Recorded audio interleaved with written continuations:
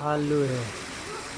ये काला नहीं, ये काला रंग नहीं, सफ़ेद भालू, मिट्टी कलर होगा। ये मिट्टी कलर का भालू है। ऊपर दिखता था आसमान दिखता है, नीचे खाली थोड़ा ज़मीन है, ना जंगल है ना कुछ है। क्या यहाँ रह रह के हाल ख़राब होगा। अच्छा खाना पीना मिल रहा है।